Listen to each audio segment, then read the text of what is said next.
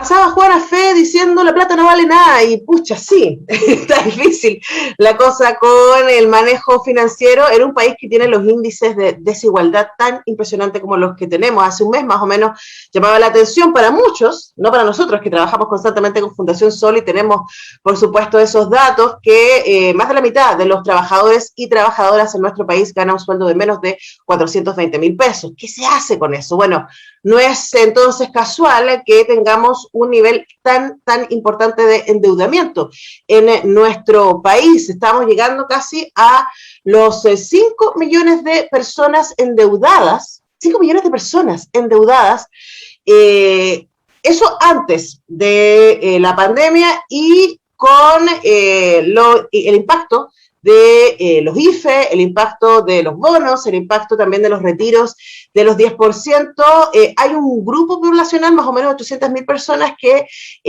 ordenaron sus deudas, pero no las pagaron. Esto es súper importante la diferencia. Para hablar respecto a esto, estamos con Mauricio Saurines, él es el director jurídico de Chile Deudas. Mauricio, muy buenos días, ¿cómo estás?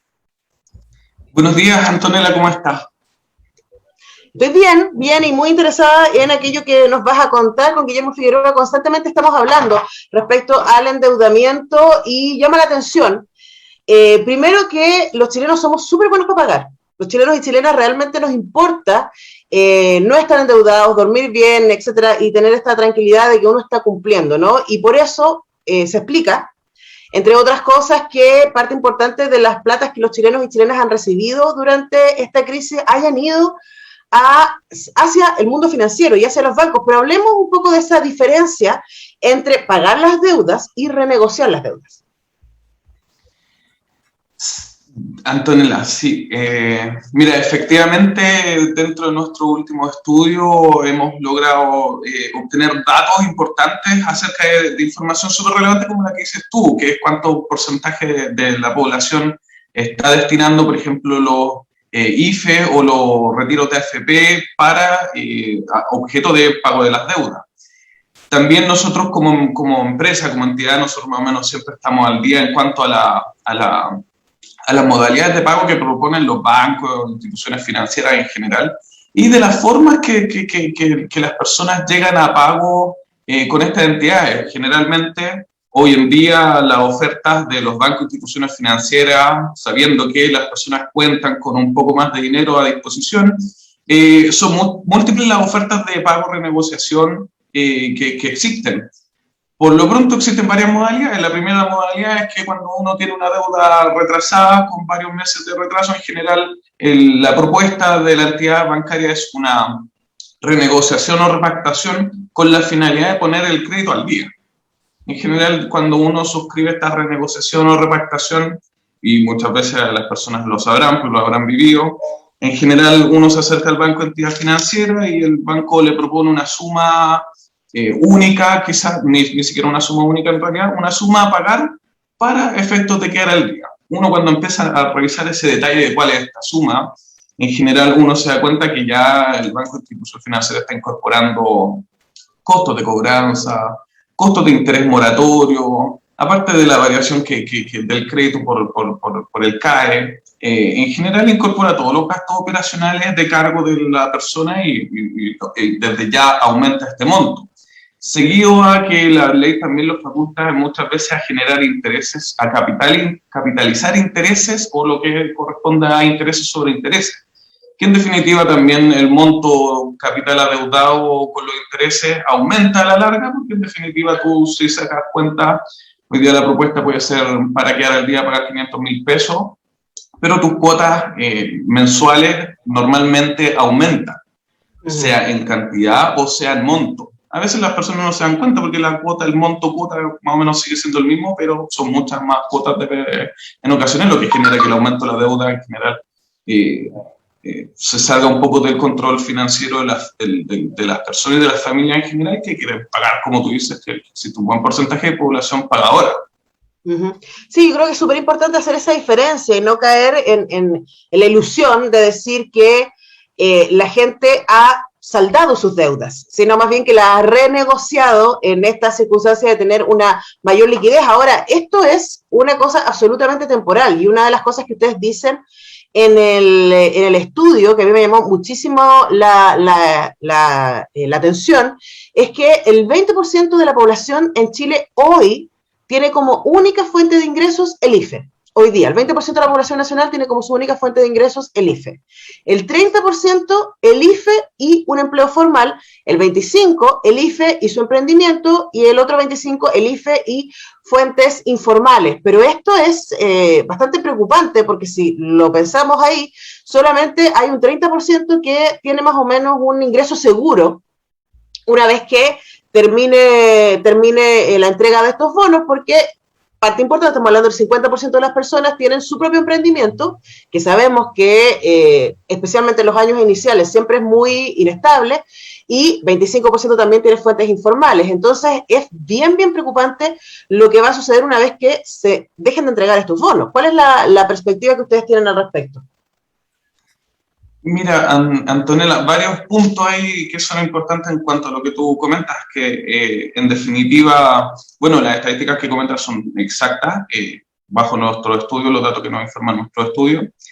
Es importante tener presente que en este estudio, y claro, como tú lo diste a entender de manera más o menos tangencial, un porcentaje de la población, que es el 20%, que está solamente con ingreso del IFE hoy día, es decir, no está con un trabajo ni siquiera formal ni informal. Pero esta cantidad de población, que es la preocupante, desde luego, que una vez que se termine esto eventualmente en diciembre de este año, más el porcentaje de la población, que sería otro 25%, que está hoy día con un trabajo informal. Por eso yo lo voy a vincular quizás con otra cosa que también es importante. Aquellas personas que hoy día están con trabajo informal, que también está dentro del factor de riesgo, de morosidad eventual, en general también tiene que ver con a qué ha estado destinando las personas su fondo de retiros de pensiones. Porque nosotros esto fue variando. Las primeras, quizás la mayor parte de la población durante los primeros retiros, muchos se dedicaron en general a esos primeros retiros a destinarlo al pago de deuda, a quedar al día. Hoy día el porcentaje de la población ha aumentado más en sentido de, que es esto alrededor del 40%, de generar inversión o emprendimientos propios.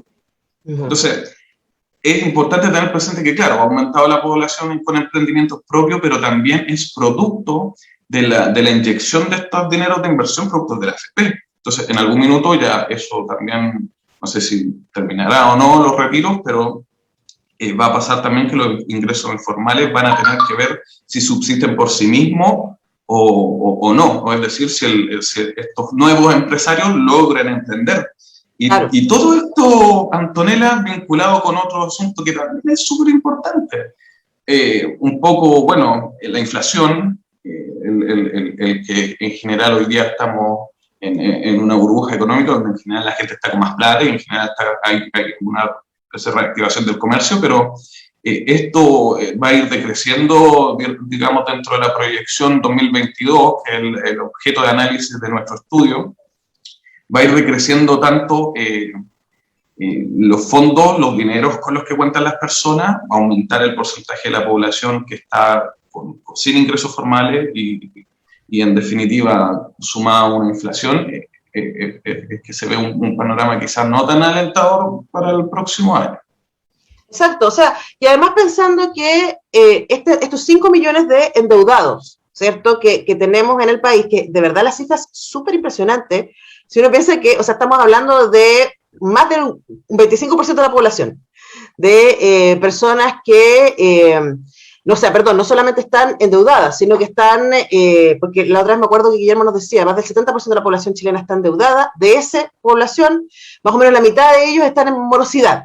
La morosidad bajó significativamente, entonces, a partir de la entrega de estos dineros, o de la recuperación de estos dineros, pensaríamos también en el caso de los retiros de la AFP, pero eso es inestable, porque frente a este panorama, desaparecen los bonos, o se acaban los retiros de la AFP, luego vuelvo al dato que ustedes presentan en Chile Deudas, o hay un 20% de la población que solo está viviendo de los bonos, y hay 25% que tiene un emprendimiento propio, además de los bonos, y hay otro 25% que tiene trabajos informales, además de los bonos. O sea, hay solo un 30% que una vez que se acaben los bonos van a seguir recibiendo ingresos porque tienen empleo formal, si es que no los echan o las echan, pensamos, ¿no? O sea, es súper inquietante. ¿Cuáles son las proyecciones que tienen ustedes, Mauricio, respecto a qué va a pasar con la morosidad, no solamente con el endeudamiento, sino con la morosidad, una vez que se acaben estos ingresos, estas inyecciones de liquidez? Sí, mire, es importante ahí en esa estadística destacar que hoy día, como un dato temporal, la tasa de morosidad se ha visto a la baja, en definitiva, por lo que comentábamos, que en definitiva por los bonos y beneficios gubernamentales, retiro de AFP, la gente está pagando un poco y quedando al día. Entonces, claro, pues hemos rebajado nuestro estudio. Es súper importante, es decir, está quedando al día respecto a la morosidad, pero no está bajando la deuda. Exacto. Porque en definitiva hoy día, ¿qué es lo que vemos? Un dato atractivo que en definitiva es temporal, estacionario, que es esta rebaja de la morosidad, de la población morosa, del tradicional 4.9 millones y cerca de los 5 millones de habitantes que tradicionalmente hemos manejado, controlado como información acá en Chile, de la morosidad, que es lo que reiteradamente Guillermo siempre maneja en los medios. Hoy día se ha visto a la baja, nuestro último estudio arroja que se ha visto a la baja, o sea, hoy día la morosidad de la población estamos cerca de 4.1 millones de personas.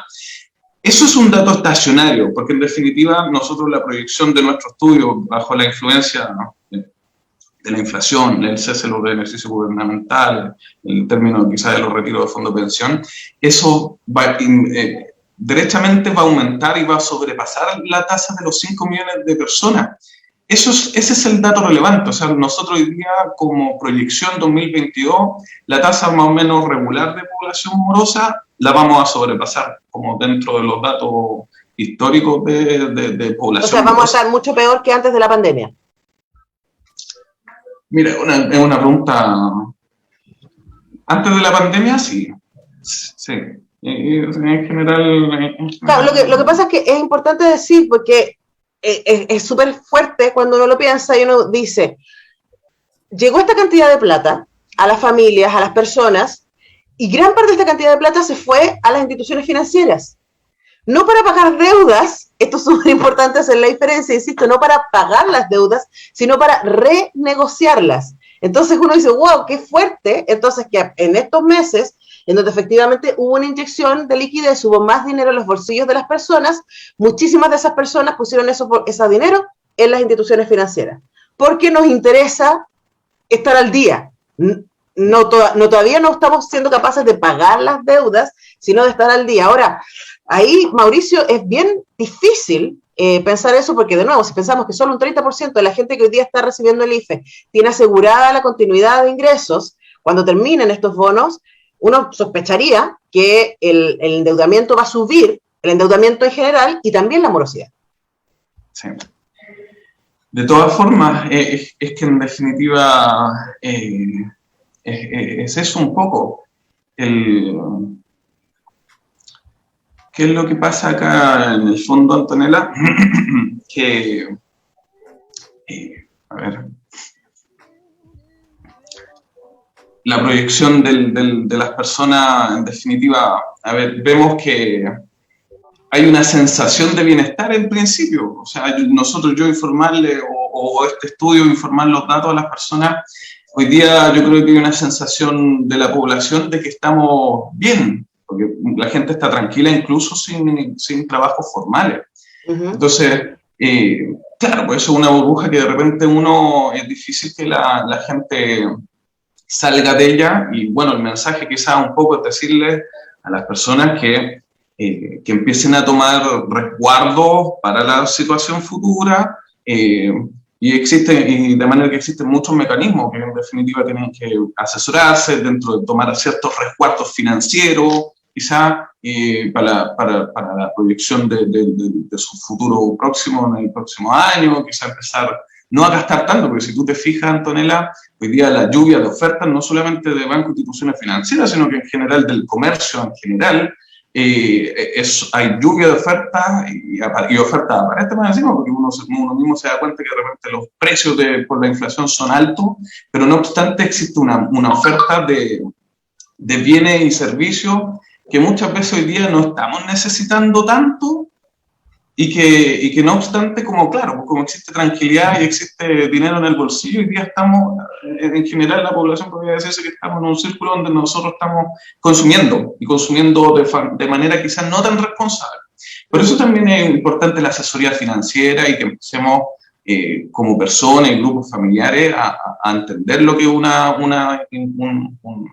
educación financiera, un manejo y proyección dentro del corto plazo, en general la multiplicidad de medidas y siempre, bueno, indicarles también a las personas que claro, nosotros como a lo que siempre hemos intentado decirles que existen los mecanismos. En definitiva, tenemos leyes que no sé, podemos hablar de la ley de insolvencia y reemprendimiento, que es esta ley 20.720, que yo siempre trato de contextualizar a las personas, porque yo siempre digo, ¿se acuerda usted las personas que antes existían estos perdonazos? Antes, no sé si te acuerdas que cada cierto año el Estado sacaba perdonazos y se eliminaban a todas las personas de la morosidad. ¿Qué efecto tenían esos perdonazos? Volver a reactivar la economía, porque las personas que no tenían acceso a crédito por haber estado en morosidad, volvían a ser sujetos financieros, volvían a poder solicitar crédito, volvían a reactivar un poco la economía y la circulación del dinero. Hoy día ya eso de los perdonazos, si la gente se fija, ya no existe, pero eso fue reemplazado por la ley 20.720. No para la gente, perdón, no para la gente común y corriente, digamos, porque perdonazos para instituciones financieras y grandes empresarios sí ha habido en los últimos años, ¿no? Pero decir, entonces, Mauricio, a propósito de lo que está pasando ahora, o sea, es posible que tengamos un cuarto retiro, está anunciado el IFE por lo menos para los próximos meses, tú dices que hay que tomar algunos resguardos, ¿cuáles serían las decisiones prácticas? Además de bajar el consumo y de preguntarse muy bien qué es lo que usted necesita adquirir, ¿cuáles serían tus recomendaciones para alguien que se ve a sí mismo ahí al borde de la morosidad nuevamente, una vez que cambie esta situación especial? Mire, en general, Guillermo también siempre lo ha recomendado, que es un endeudamiento sano, un endeudamiento responsable, que en general manejen las tasas de endeudamiento no superior al 50% de los ingresos de la persona o del grupo familiar. Por lo tanto, hoy día eso en proyección, dos medidas son viables, y lo primero es tratar de manejar ese nivel de endeudamiento, que no sobrepase esos límites, tratar de generar que el endeudamiento que tengan hoy esté en un nivel de endeudamiento sano, y seguido también con el tema de que también tiene ahí interés y proyección también, digamos, el Estado, que en definitiva es aumentar las tasas de empleabilidad y que en definitiva las familias también tiendan a formalizar quizá un poco, a tener ingresos de manera más formal. Entonces, es eso un poco, que también no es una decisión quizás propia, depende de cómo esté funcionando el sistema económico-laboral en cuanto al ofrecimiento de la empleabilidad, y de eso también depende la calidad del trabajo que estemos que se esté generando para que sea atractivo a las personas y volver a reinsertarse formalmente en ámbitos laborales, las personas precisamente que hoy día, por ejemplo, están solamente con el IFE. Sí, bueno, sí, ahí hay una tarea que viene desde distintos ámbitos, ¿no? Hay preguntas para hacerse, no lo alcanzamos a responder ahora, pero es como, ¿por qué personas preferirían, 20% de la población que está recibiendo el IFE prefiere quedarse con el IFE en vez de salir a buscar trabajo? Entonces hay que decir, bueno, hay razones ahí, o sea, si uno tiene que gastar 5 horas en micro para recibir un sueldo mínimo, ahí tiene un sentido, ¿no? No tiene que ver con la flojera, tiene que ver también con las condiciones en que se está entregando ese trabajo y también cambiar el switch. Y esto hay como una tarea importante para el próximo gobierno, de que más que incentivar el movimiento financiero, el movimiento económico a través de las instituciones financieras y el endeudamiento, sea a través del consumo a partir de buenos trabajos que le permitan liquidez a las personas. Ahí hay tareas grandes, macros y micros, para hacer. Mauricio Saurines, el director jurídico de Chile Deudas, muchas gracias por conversar esta mañana con Radio Universidad de Chile. No, muchas gracias a ti, Antonella.